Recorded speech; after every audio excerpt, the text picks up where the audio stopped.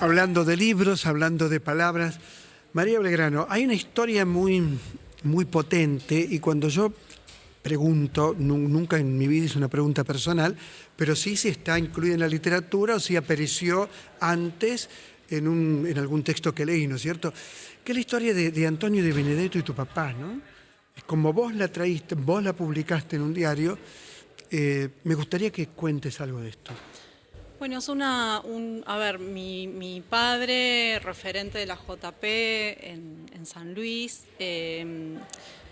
cae preso en la unidad 9 de La Plata y coincide con Antonio Di Benedetto en la misma celda y comparten esa misma celda en la unidad 9 durante más de un año.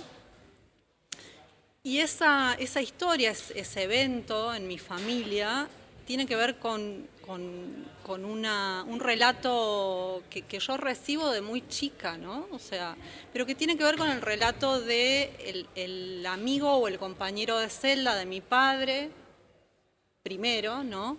Y después yo voy descubriendo que ese Antonio que nombra mi papá es Antonio Di Benedetto, pero porque también está en la biblioteca de mi casa la obra de Di Benedetto y yo empiezo a leer, pero sin saber que Antonio era este Di Benedetto, ¿no?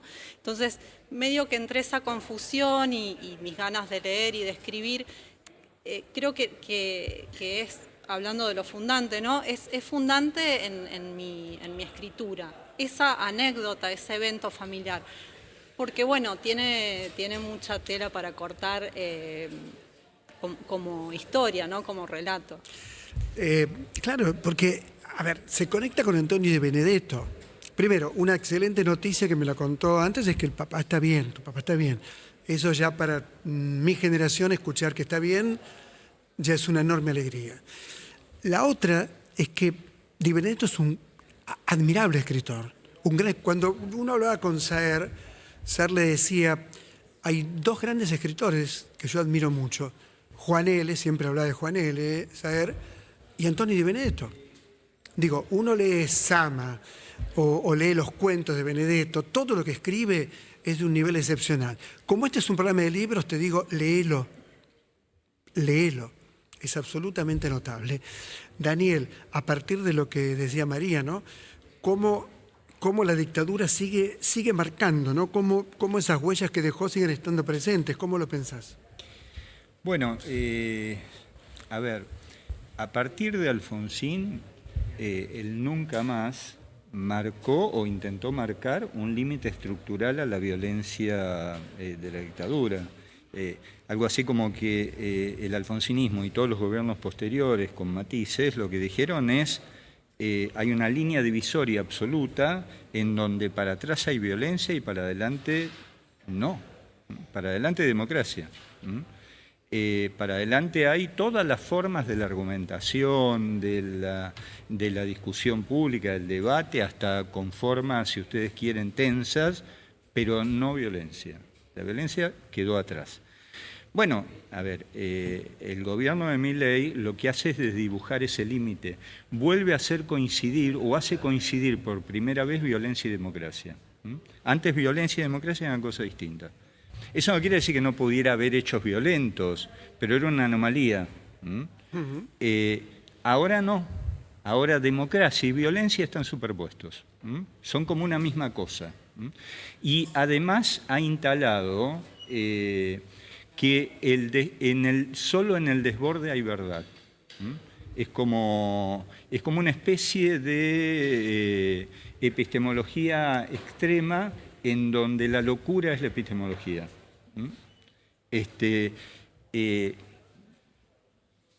Entonces, en ese proceso, si solo hay verdad en el desborde, la lógica interna de ese procedimiento es la guerra. Claro. Porque es todos desbordados contra todos. Claro. Y eso es una especificidad de este gobierno. No estaba en el gobierno de Macri, no estaba en el gobierno de Menem, por eso es una derecha con un componente distinto a todos los anteriores. ¿Cómo se vive la violencia del lenguaje público en un sector, ¿no es cierto?, que permanentemente utiliza la violencia en la lengua? ¿Qué pensás, Anillúa? Me parece patético. Me parece patético y incomprensible. Y yo creo que es incomprensible para la mayoría de los argentinos, que todos los días nos frotamos los ojos y decimos, ¿es posible que nuestro presidente esté insultando al presidente del país, que es nuestro principal socio comercial, insultándolo en la cara? Y cuando el canciller se disculpa, reitera y dobla y duplica los insultos. ¿Es posible? ¿Está sucediendo eso realmente? ¿No? Es incomprensible. Esto que ella cuenta es lo que uno siente todas las mañanas casi, cuando lee los diarios, ¿no? Insultar al presidente Lula, además, bueno, más allá de que yo, obviamente, para mí es un enorme dirigente político, Lula, cosa que no es mi ley, es mi opinión, es una opinión personal, uno no lo puede creer, verdaderamente no lo puede creer, el daño que se le hace al país de esta manera. ¿Cómo vivís este lenguaje violento desde tu dramaturgia también? Mirad, lo mismo, con mucho asombro. Yo lo pienso como un exceso de la democracia, como una cosa que vos decís, bueno, con mucho asombro, mucha tristeza. Sobre todo, yo soy docente también, doy clases en la EMAD, en la Escuela Municipal de Arte Dramático, soy egresado de ahí. Y ver que la juventud, los chicos, las chicas están como deprimidos, como angustiados, eso, por lo menos en el territorio en el que me muevo yo, eso me preocupa mucho y creo que hay que resistir, hay que encontrar estrategias de resistencia. Bueno, el teatro es una de ellas, pero como permanentemente nos quitan presupuesto, digo nos quitan porque yo me siento parte del teatro, claro, porque amo el teatro y porque desde los 7 años estoy vinculado al teatro. Sos parte del teatro. No, me siento parte, sí, pero claro, porque lo amo, no soy ni actor, ni director, dramaturgo, no tengo talento para eso, pero amo el teatro. Y le quitan presupuesto al teatro independiente. ¿No es así? Sí, es terrorífico. Eso es terrorífico porque se construyó una red de lo que fue el Instituto Nacional del Teatro, que fue una gesta, se consiguió una ley. Funcionaba muy bien, funcionaba estupendamente y apoyaba sobre todo las provincias, que es muy difícil en los lugares más pequeños sostener el teatro por una cuestión demográfica, básicamente. O sea, no hay tanta gente, entonces no hay tanta gente que le interese ver teatro, entonces es muy difícil producir para hacer 2, 3 funciones. Entonces había sistemas de gira, había un festival nacional, había apoyo. Entonces, atentar contra eso es, aparte de una estupidez, porque no tiene ningún sentido. Todo lo que hace, porque imagínate en un presupuesto nacional apoyar al teatro independiente, lo que puede significar. Imagínate un cafecito en el bar, claro. Exactamente. María, la palabra poética es lo contrario de lo que estamos comentando en este momento, ¿no? La palabra poética crea el lenguaje, lo reinventa. La palabra poética ronda cierto límite de lo real, nombra un agujero vacío, lo ronda. La palabra poética es la palabra más potente de todas las palabras que existen, porque por la construcción de un sintagma, de una oración distinta, que dice otra cosa. ¿Qué pensás desde tu poética? Desde mi poética creo que la poesía va un poco a roer un poquito más el hueso, ¿no? Sin intervenir como verdad, ¿no? La poesía no intenta ser verdad, creo que lo puedo extender un poco más a la literatura. Mentimos para decir la verdad, ¿no? Como decía Mirta Rosenberg. Otra poeta, ¿no? Otra gran poeta. Otra gran poeta argentina. Creo que sin querer ser la verdad, la poesía lo que tiene es que está diciendo todo el tiempo, ¿sí? Los poetas estamos diciendo todo el tiempo. Y vuelvo a Mary Oliver porque siempre recuerdo que lo que ella decía era que la poesía es quiero decirlo bien, ¿no? Como cierta atención devota. Es una atención devota para con el mundo, para con la realidad. Entonces, si el poeta, la poesía, la palabra poética tiene esa atención devota, está atenta al mundo, está atenta a lo que pasa, contrario a lo que por ahí se cree que la poesía o la literatura es una lógica de evasión. No, es una lógica de la mirada puesta, ¿no? De ir al hueso dando rodeos, ¿no? Algo que me impresionó, enterarme que sos pariente a Manuel Belgrano. Y que te importa ser pariente a Manuel Belgrano, lo cual me parece bárbaro, ¿no? Sí, a mí me impresiona también. ¿Qué te impresiona? Te cuento que me impresiona bastante. Yo vendría a ser sobrina, para cortar, ¿no? Sobrina en sexta generación.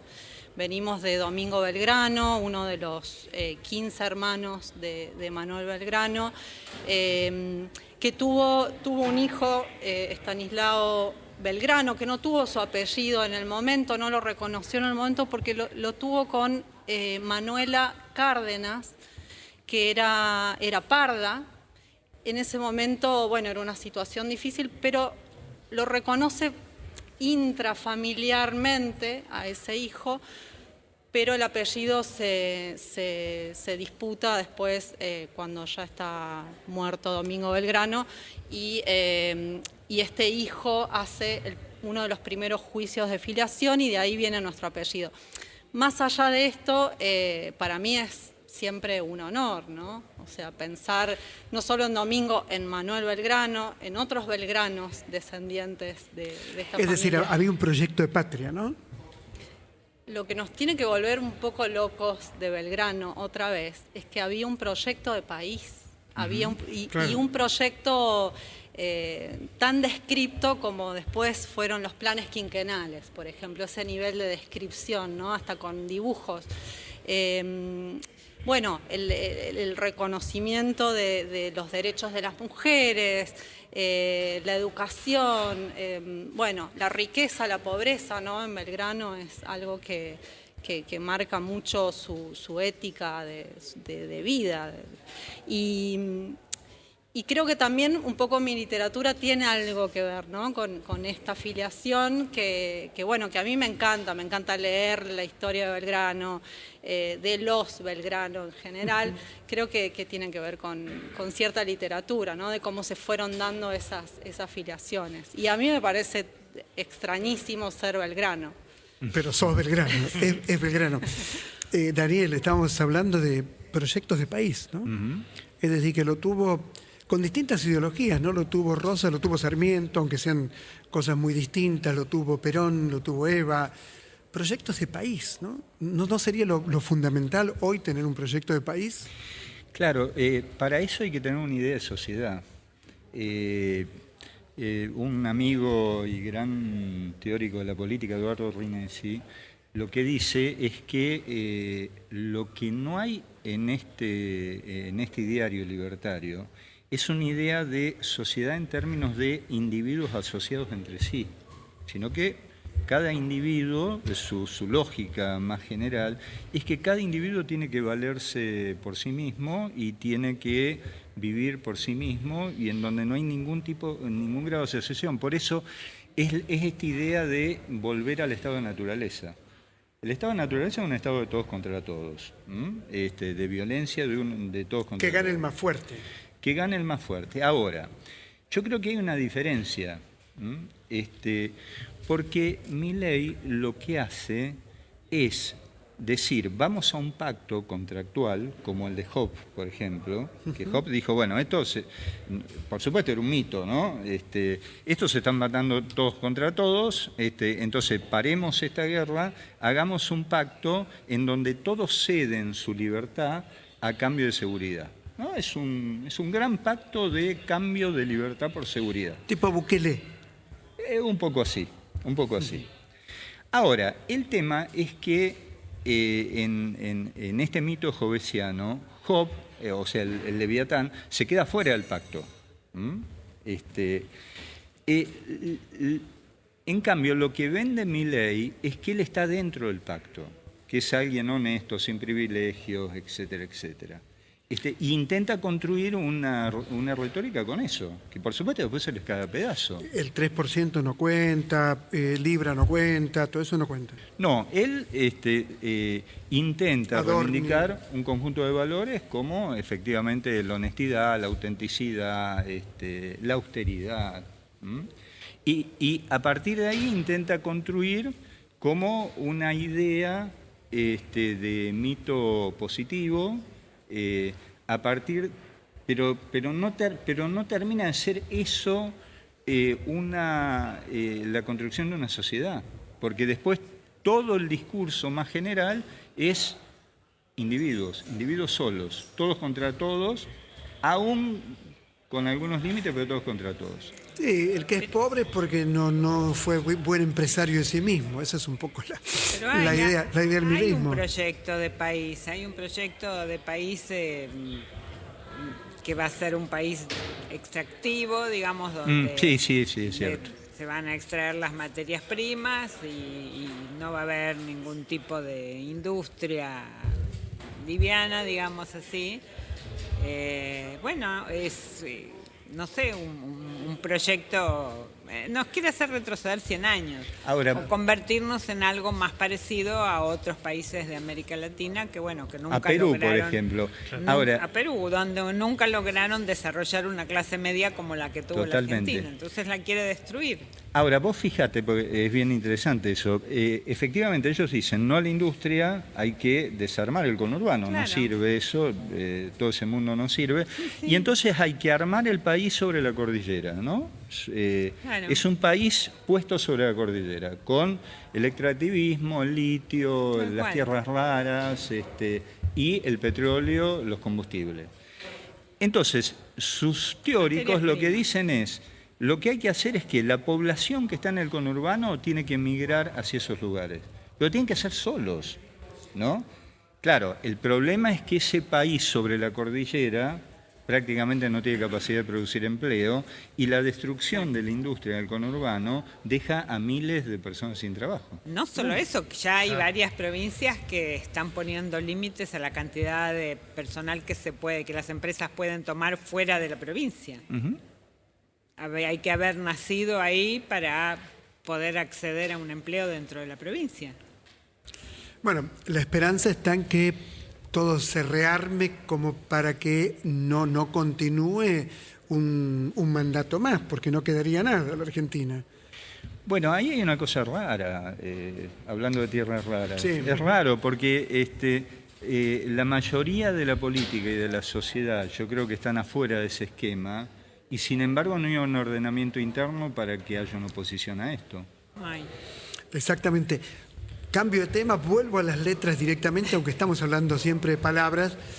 Anishua, ¿cómo es tu cocina, no la de tu casa, digo tu cocina de escritora? Porque tenés una producción muy importante a lo largo de tu vida. ¿Te levantás todas las mañanas y escribís? Yo escribo a la mañana, sí, escribo sobre todo a la mañana. Nada, desayuno y me voy a mi pieza a escribir y escribo. O no, pero me quedo ahí, esa es la idea. ¿Y siempre hay una idea de por qué estás ahí? Digamos, una Sí. novela, un cuento. Sí, mi literatura es parte muy de la voluntad. O sea, pueden pasar entre un libro de microrrelatos y otro, pueden pasar 6, 7, 8 años y yo no escribo ni un solo microrrelato. Empiezo a escribir microrrelatos el día que me propongo empezar con un libro nuevo de microrrelatos. Y bueno, y si lo que quiero es escribir un libro de cuentos, bueno, me dedico a los cuentos. ¿Y cómo Y te cuando sentís? tengo una idea de novela, bueno, y además hay un orden, ¿no? Es microrrelato, cuento, novela, microrrelato, cuento, novela. Ah, ese es el camino. Ese es el camino, ahora me toca novela. ¿Y alguna vez hubo guión de cine? Y bueno, de pronto se filtran, claro, otras cosas. Hay que escribir notas y artículos y guiones de cine y cosas, sí, claro. Pero el guión de cine te gusta hacerlo. No. No. Bueno, No, tiene me mucho mató. que ver con dramaturgia. Claro. No es lo verdad. que más me gusta, pero trabajé muchos guiones de cine, de los cuales el único que se concretó, además de Los amores de Laurita, fue ¿Dónde estás, amor de mi vida, que no te puedo encontrar?, de Jusid. ¿Te acordás? Por supuesto que me acuerdo, porque trabajé mucho. Pero también trabajé en muchos otros proyectos, porque bueno, esto es Argentina, es Latinoamérica, ¿no? De cada 1000 proyectos sale medio. Exactamente. Sí. Y en el caso del teatro, Andrés, por ejemplo, ¿cómo nace Osamenta y Patria? También, yo creo que los escritores escribimos, ¿no? Yo también doy clases de dramaturgia y lo que digo siempre es tomarlo como un trabajo, ponele, porque si vas a esperar la inspiración ¿Viste? Siempre doy este ejemplo. Cuando nos juntamos a ensayar, nadie dice nos juntamos cuando estemos inspirados. No, claro. Decimos, martes a las 3 de la tarde, ¿viste? Claro. Van y laburan. Claro, es lo mismo. Nada, y eso. Entonces yo también escribo prácticamente todos los días. Cuando estoy como muy metido en un texto, escribo, le dedico mucho tiempo, cuando va avanzando. Y qué loco, ¿no? La franja de Alsina, ¿no?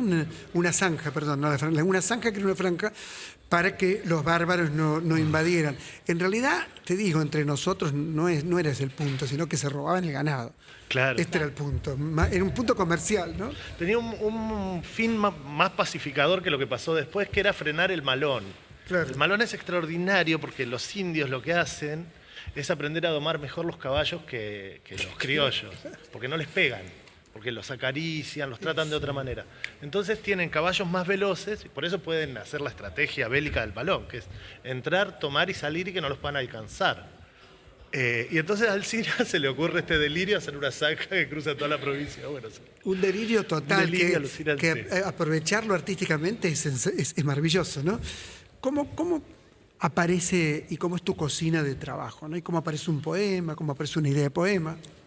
Yo además escribo narrativa, entonces es distinta la cocina, porque por ejemplo el año pasado terminé mi primera novela, ahora estoy avanzando en mi segunda novela y este año decidí dejar todo menos mi trabajo, entonces ir del trabajo a la casa a escribir. Como pedía el general. Como pedía el general, pero con algo que tiene que ver con a escribir, a sentarse a escribir, ¿no? Como esto de no escribir en el tiempo libre o entre los tantos trabajos que siempre tenemos todos. Por suerte este año pude como delimitar un tiempo de escritura que es a la tarde, a la noche, y los fines de semana escribo mucho. ¿Primera novela está publicada? No, está está presentada a concurso y tiene que ver con lo que hablábamos es un poco la infancia durante la última parte de la dictadura y la primavera democrática. Es una infancia bastante peculiar de dos niñas en esa novela. Y en cuanto a la poesía, yo puedo escribir en cualquier medio de transporte, en cualquier momento. ¿En un bondi? Sí, donde También. sea yo puedo escribir un poema. Incluso escribo muchísimo en mi cabeza a la noche y al otro día lo paso a la computadora, pero son dos cocinas diferentes. ¿Y la tuya, Daniel, para pensar la realidad? Y yo escribo como parte de todas las tareas que estoy haciendo, o sea, resuelvo cuestiones, o sea, dirijo una radio, Dirige la M530, que es la radio de las Madres de Plaza de Mayo. Y intervengo en distintos espacios universitarios, etcétera, etcétera. Entonces, en ese proceso voy escribiendo. Es como es orgánico ese proceso. Claro, todo es parte un poco de todo, ¿no? Sí. Todo es parte un poco de lo mismo. Sí. Tengo un libro de Malala González, notable actriz, que es muy bueno el libro. Me lo trajeron hoy, pero yo ya lo leí. Lo tengo en casa, lo leí. Es excelente, porque la organización negra fue y es bueno, viene de la fuga del Bounce para mí, ¿no? Espectáculo que yo vi, me acuerdo, en Córdoba, en el Festival de Teatro de Córdoba, antes de Cristo, y yo estaba ahí, en el patio de los Olmos. Me acuerdo que me mancharon toda la ropa. Yo decía, ¿pero por qué me hacen esto? Después entendí que se proponía la fuga del Bounce, ¿no? Y vino la organización negra posteriormente, ¿no? Totalmente. Era todo un estilo. En ese festival, Sí, es claro. muy mítico de la historia del teatro, porque Ure también presenta al padre. Ahí con Claro, Cristina Banega. estaba Es Alberto como- Ure, íbamos a ver juntos. Había un espectáculo Qué maravilla. que duraba 7 horas de Peter Stein, me acuerdo. Claro. Eso fue en el Festival de Venezuela. Y estaba el mismo grupo, no estaba Ure, pero estaba Jaime Kogan, y ahí estábamos mirando la obra de Peter Stein al pie de una colina. Mirá. Era maravilloso. ¿Sabes por qué te lo perdiste vos? Por no haber nacido, loco. Sí, me tocó. Te hubieras preocupado por nacer y lo hubieras visto. Voy a ¿no es hablar cierto? con mis padres. Claro. Quiero mostrar también cuando te fuiste a querer un traje de astronauta deportivo. Aquí lo tenemos. Título largo. ¿Por qué título largo? Y decantó, porque tiene que ver con uno de los 2 primeros poemas. Este libro lo publicó Limbo, editorial independiente, que quiero nombrar, que fue Sí, parte claro. de este grupo de editoriales independientes que nombraste antes, que son más de 300 en el país. Es impresionante. El título tiene que ver con el primer poema y porque lo trabajamos con Osvaldo Bossi, otro gran poeta que... Gran poeta. Quisiera nombrarlo y que lo recomendemos, y su maravillosa obra también.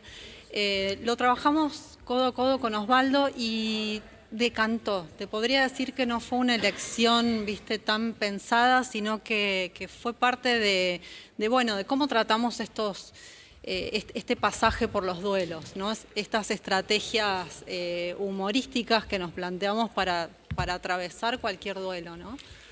Mostramos en cámara este libro de Daniel Rosso y también el subtítulo que está abajo, ¿no? Cuando la palabra se hace pueblo. 2 minutos o 1 minuto, no sé cuánto tenemos, para que nos cuentes algo. Esa bajada fue idea de Nora Merlin, de Nora Merlin, coautora junto con Daniel Rosso. Del libro. Sí, porque es una idea, nosotros abundamos bastante con esta idea del cuerpo en la política. Que a veces la política es demasiado cartesiana, ha quedado como en el territorio de la pura razón. Hablar de la emoción, ¿no? Y es fundamental. No hay política sin emoción. No la hay. Además, desde todos los tiempos, digamos. La política es emoción. Entonces, bueno, esta idea de cuando la palabra se hace emoción, cuando se hace cuerpo, ¿no? En este momento también es emoción negativa, por lo menos desde mi parte. Sí.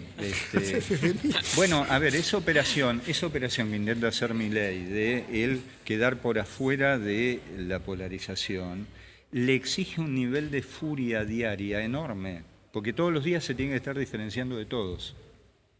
Y diciendo barbaridades. Claro. Necesito el chivo de la obra de teatro, por favor, chivo completo. Osamente y Patria, los viernes a las 20 horas en el Teatro del Pueblo, nueva sede que es Lavalle 3636. Por Alternativa Teatral las entradas. ¿Es verdad que se agotan? Sí, por suerte sí. Mirá Así lo que puede. estamos muy puede, felices. Lo que puede el teatro, ¿no? Uno dice lo que puede el teatro, lo que pueden los libros. Porque en realidad, si estos programas de cultura que hago hace, no me digas hace cuánto, pero más de 30 años, el único objetivo que tienen, es que te toque. Te toque en el sentido más profundo de la palabra, ¿no? Como el libro de Jacques Derrida y Jean-Luc Nancy, 2 filósofos extraordinarios, que se llama El tocar, ¿no? Que te toque, es decir, que te importe, que de aquí puedas ir a ver una obra de teatro, puedas leer un libro y pienses que ahí hay más realidad, seguramente, que en la misma realidad. Y esto me parece central cuando uno piensa, alguien diría, no, pero los libros son inútiles, ¿para qué se pierde el tiempo? No, se gana el tiempo. Es la mejor manera que tenés de acercarte a la realidad, la mejor manera que tenés de profundizar en la realidad. Los libros, no tengo ninguna duda de eso, ninguna. Gracias a los 4, No, muchas gracias. Muchas gracias. Nos reencontramos mañana, por supuesto, a las 6 de la tarde, en Más Perfil, donde nos gusta hablar de libros, nos gusta mucho hablar de palabras. Chau, hasta mañana, gracias por acompañarnos.